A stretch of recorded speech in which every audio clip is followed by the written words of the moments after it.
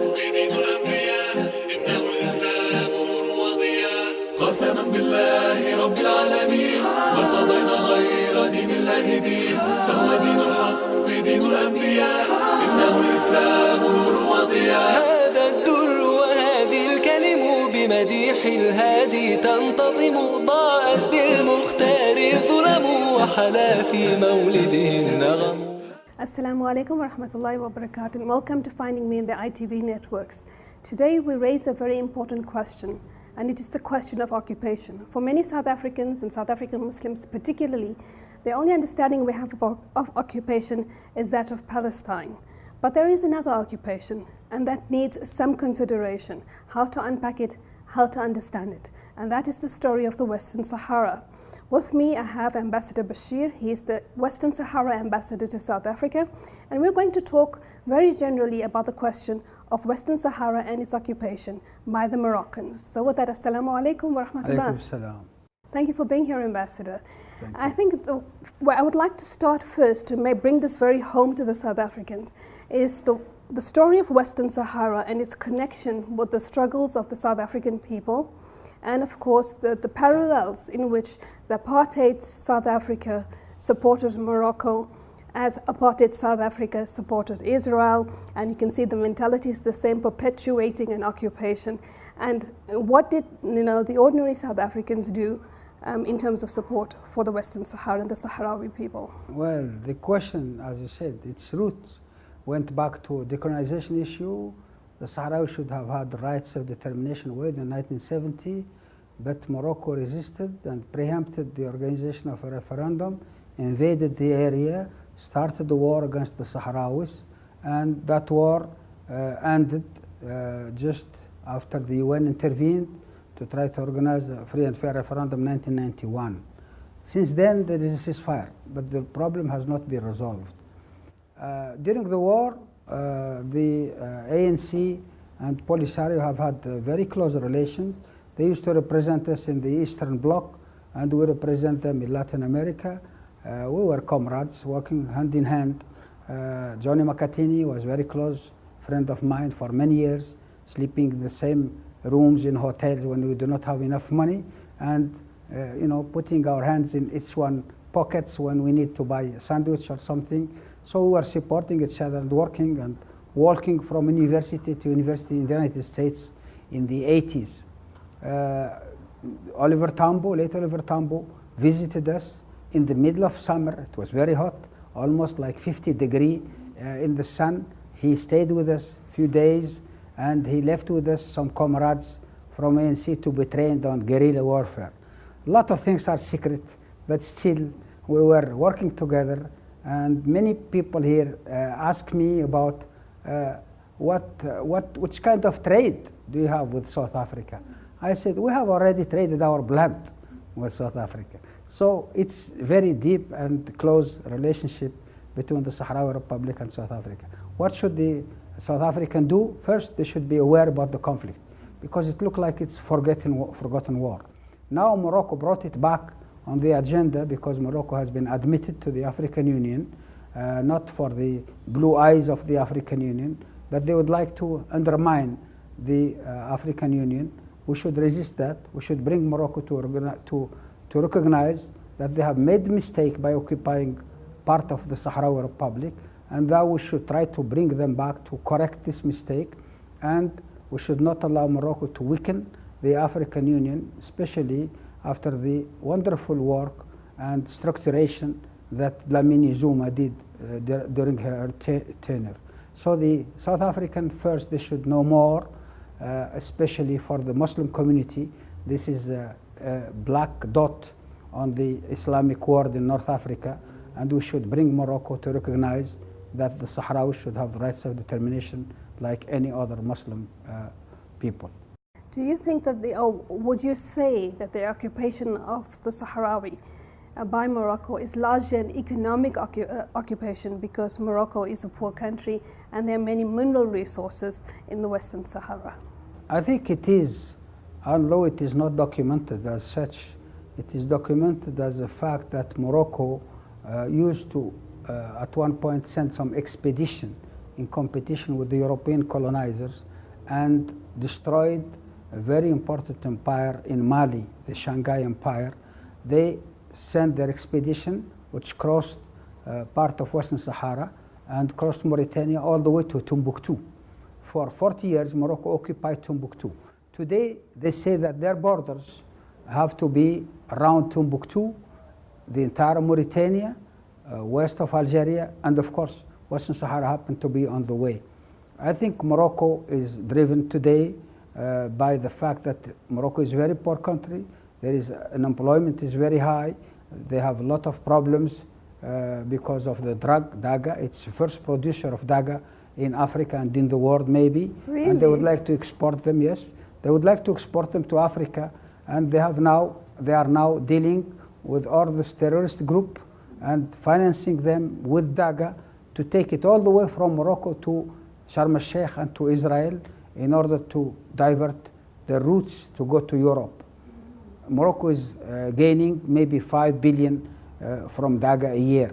And all the high institutions of Morocco are involved in this trade. But Morocco also is benefiting from the phosphate in Western Sahara and from the fish. They are selling phosphate and the fish at a very low price in order to get some recognition that the Western Sahara is part of Morocco. But this has backfired. The European Union Court has said that Morocco has no right of sovereignty on Western Sahara, just December 10 last year, and that they will not trade with Morocco on the resources of Western Sahara. The same happened with the US Chamber of Commerce, which denied Morocco to sell Sahrawi products in the United States and do not recognize Western Sahara as part of Morocco. In fact, there is no country today, including the closest ally of Morocco, France, that recognizes Western Sahara as part of Morocco, or its sovereignty ends at its southern borders. So we are in a strong position, even though that Morocco is driven by the resources, but they are spending also a lot of money and attention for the last 40 years, on the question of Western Sahara alone. They have not made any progress in Morocco since the day they invaded Western Sahara. But if the French, for example, they the colonial occupier of Morocco, right? And you have of the Western Sahara, you had the Spanish influence there. If the French did not recognize Moroccan sovereignty over Western Sahara, and you said European Union, the US Chamber of Commerce, etc., all imposing boycotts, divestments, and sanctions in terms of Morocco selling Western Saharan products, how is it then that the occupation of the Sahrawi people is still continuing? Because to maintain an occupation, you need, influential friends, and you need strong support in the international community. Yes, the question is at the United Nations since 1960, but from 1988 to today, the United Nations has sent a mission to Western Sahara for the purpose to have a ceasefire and organize a referendum for the people of West Sahara. The UN should organize, not only supervise. But France, as a member of the Security Council, has supported any Moroccan move to try to defeat the UN in the Western Sahara. And today, the UN mission in Western Sahara is paralyzed, not because of the strength of Morocco, but because of the veto that France has in the Security Council. Okay, so it's a parallel story, exactly as you talk about Western Sahara and Morocco, and the French influence. I'm actually seeing what's happening in Palestine and Israel, and the US basically support for Israel, always blocking the process, preventing an amicable solution. Yes, even though they say they will promote negotiation between the parties on equal footing, etc., but the truth of the matter is that they hold the UN hostage and they block any initiative that is against their friends in the Security Council. So in that regard, would you then say that Western Sahara is also being treated as an extended colony of France? Because France in many ways has still colonized or is still colonizing Morocco in terms of its economic influence. What we speak of now as coloniality. The administration has left, but all the influences are still there. The external interference, the foreign control in the economic, political, social structures, systems, culture even. Do you find that the same thing is now extending onto the Sahrawi people? Yes, into the entire West Africa. France still holds a very strong power in West Africa, and among those small countries, because France has the CFA, the money of West Africa, French, Francophone speaking, West Africa has the money that is guaranteed by the France. Many countries in West Africa have told us that they cannot have a close relation to the Sahrawis, even though they recognize us, because France is putting too much pressure on them to withdraw their recognition of the Sahrawi Republic. France is trying to neo-colonize Western Sahara, and they did not want to see one spot of West Africa speaking Spanish while all the others speak French. So they want to unify, their domination in West Africa. Today, France is present by its troops in many African countries under the pretext of fighting terrorism. But that same terrorism is created by the French, because the French has supported, leaders that have mismanaged their countries, and they have created trouble, mismanagement of the economy and rebellion within their country. And France is taking that pretext to come back to Africa in opposition to what the Peace and Security Commission of the African Union is trying to do. We are trying to see each region sending its own troops to resolve this problem. But France is intervening without requesting any permit from the African Union, for example. So it is an enemy that left from the door and came from the window. Subhanallah. We have to go to a break. When we come back, we're going to talk a little bit more about this. We'll see you after the break. بمديح الهادي تنتظم ضاءت بالمختار ظلم وحلا في مولده النغم بمديح الهادي تنتظم ضاءت بالمختار ظلم وحلا في مولده النغم. Assalamu alaikum wa rahmatullah, and welcome to the second segment of Finding Me Today in the ITV networks. Before we went on to the break with my very special guest, Ambassador Bachir, the ambassador from the Western Sahara to South Africa, the ambassador pertinently described the role of France in West Africa. And I think a point that he really was pertinent and succinct was that France left basically by the front door and came in through the window. And I think, Ambassador, that is, a metaphor that should stick in the head of many people, because they think, okay, colonization has ended, the colonialists have left, what are you talking about? This is, African leaders, or these are Arab leaders, etc., that's doing this. But they are all puppets, isn't it? Most of them are Some puppets. of them are puppets in the morning and they're nationalists in the afternoon. We have seen, many African leaders, because of their weakness, that they give up in front of French pressure, because French pressure is very strong. France is fueling its nuclear powers from Africa. Uranium costs less than water, when uranium is bringing light to Paris, when there is no light in some African countries where there are uranium. So why can't France build some nuclear power plant in Africa and at least help us, some serious development? I think France is trying to keep on bringing and having cheap mineral resources from Africa, especially now that there is a competition between many powers to try to come to Africa and develop Africa. China is one of them. China is always welcomed by many African countries. They have done such very good things, but other countries such as France, the United Kingdom, and the United States are also pushing their way to try to come to Africa. Some have never set foot in Africa, others have been there, but they have very bad past, so they don't come before China.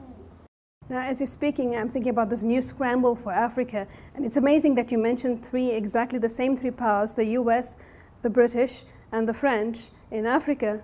These are the same three powers who were in the MENA region, Middle East, North Africa region, causing the same chaos, the same conflict, the same turmoil, the same exploitation, also for the resources of the Middle East.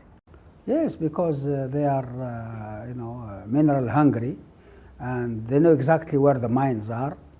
They can see them from high in the skies, and they try to come in different phases and try to either promote their interest in regions in Africa or create chaos, so they can be invited to try to bring peace to that area when they are the one who create chaos. Ambassador, you've traveled a lot. You've traveled extensively. You've occupied different portfolios. You've been in different institutions. do you feel that the leadership in Africa and in the Muslim majority countries, I'm talking specifically about the Arab countries, are coming to a point now where they have the vision or they have the intellect, the intellectual integrity to start considering the nature of these conflicts and to start applying themselves to make a better world for everybody rather than to just focus on elite and power interests? I don't think so. I think the Arab upheaval was a very clear signal at the right time for many African leaders that it is peoples have enough of the mismanagement of their countries, but unfortunately the Arab uprising did not succeed. And now I think most of the leaders are still blurred by the shining of the Western civilization, and they are still like mini puppets of the Western civilization. I think this fight will go on with terrorism or without terrorism. This contradiction, which is very deep in history, is going to go on, and it is basically fueled by the resources, the lack of employment, and by the problems of land, by the right of peoples that have the rights of determination, but it's not really rights of determination. It has been diverted to the right to be leading without having any say on the economy. And this will go on because people are now aware. The social media have made them even more aware, and they have to take their responsibilities. And I think the contradiction is going to go on. Within Africa, we are afraid that colonialism is trying again, just like France, to come back from the window. So we have to be very vigilant, but I think there is enough educated people, which is the strongest weapon for African to get back their resources and be in control of their destiny. There was a very important question that was raised, I think, from the discussion that we had today. The first one was that do you think, well, is there a voice inside of Morocco that has the power, the position to challenge the official Moroccan position to say that, you know what, from an Islamic viewpoint, even from the perspective of justice, Morocco, what you're doing is wrong, that we must support the sovereignty of the Sahrawi people, that we need to end this occupation.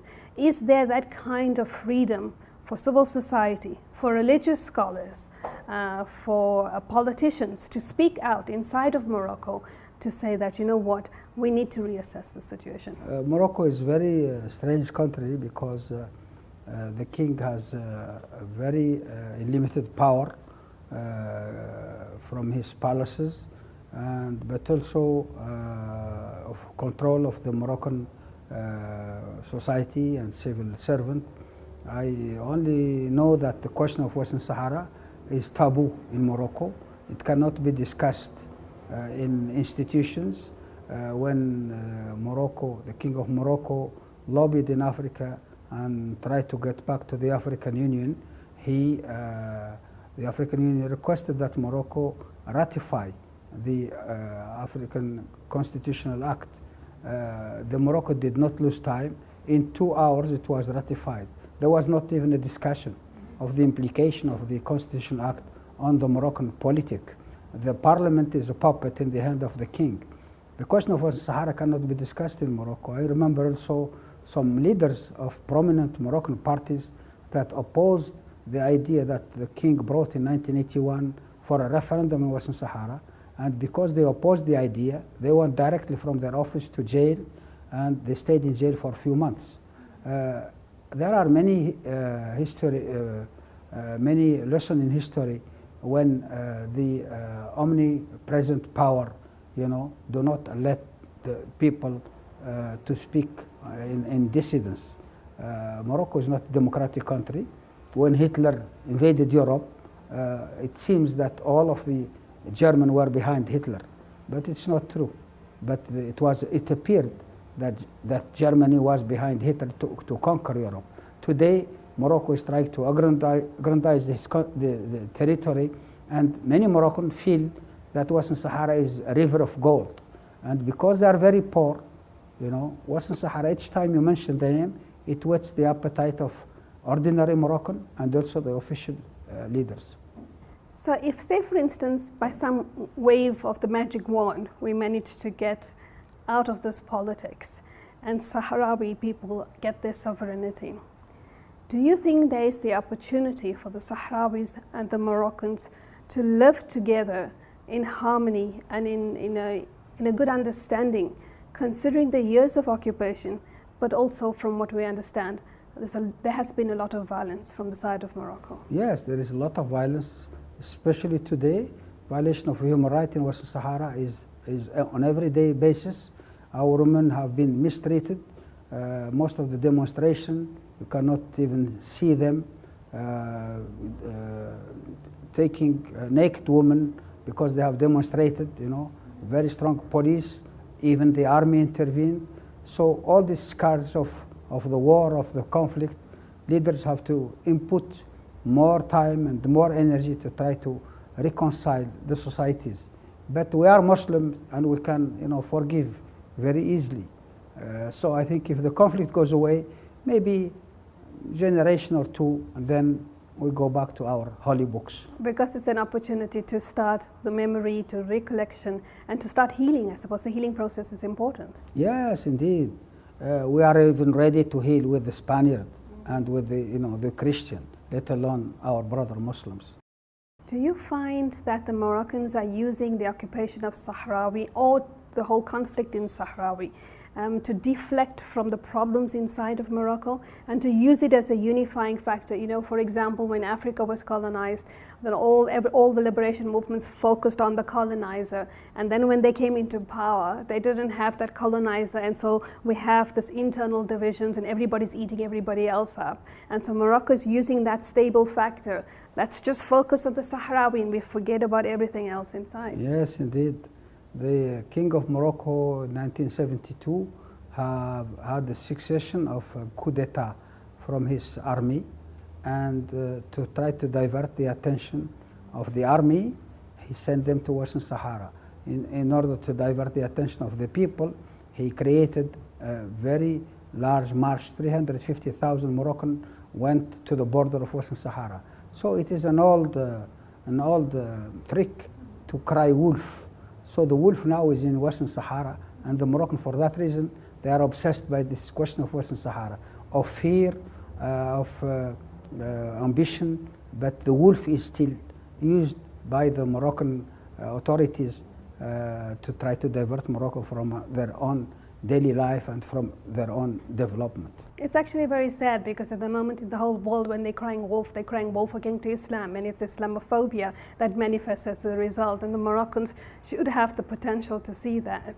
But unfortunately it seems that fear-mongering is an important aspect of politics and of maintaining control and power. Yes, I never think for 1 minute that the King of Morocco, despite what is said about him, has promoted Islam in North Africa.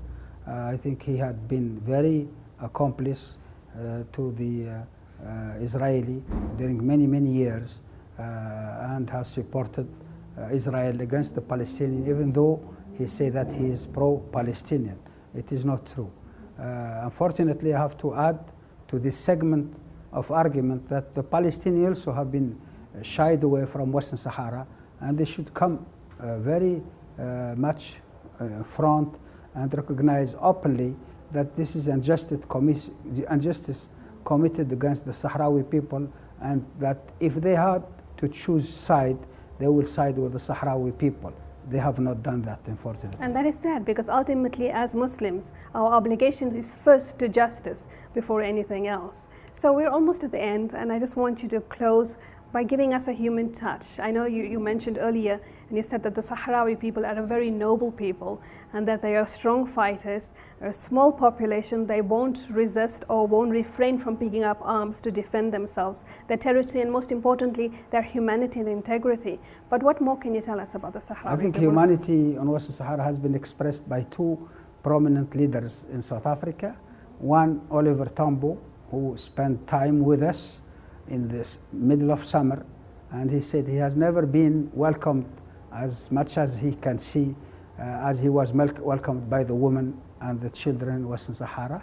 The second is from Tata Madiba, who told me a very nice story. He said when he was in Robben Island, he sometimes things get very tough and the morale very low.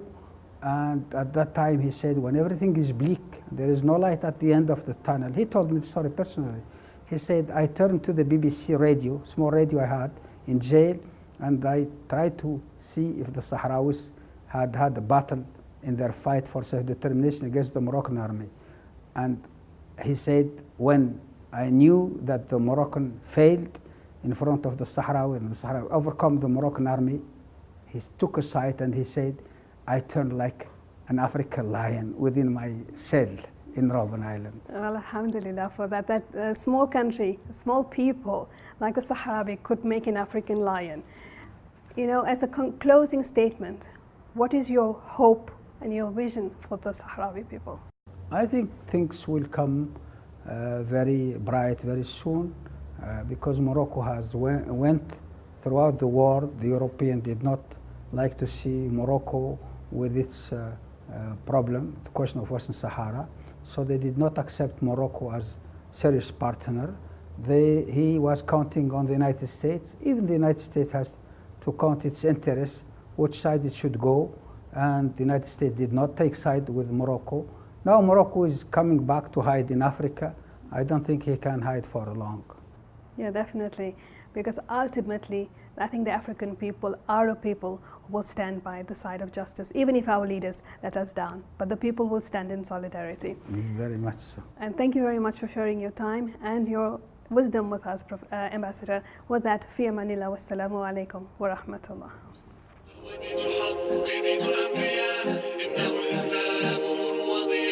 قسما بالله رب العالمين ما ارتضينا غير دين الله دين فهو دين الحق دين الأنبياء إنه الإسلام نور وضياء. هذا الدر وهذه الكلم بمديح الهادي تنتظم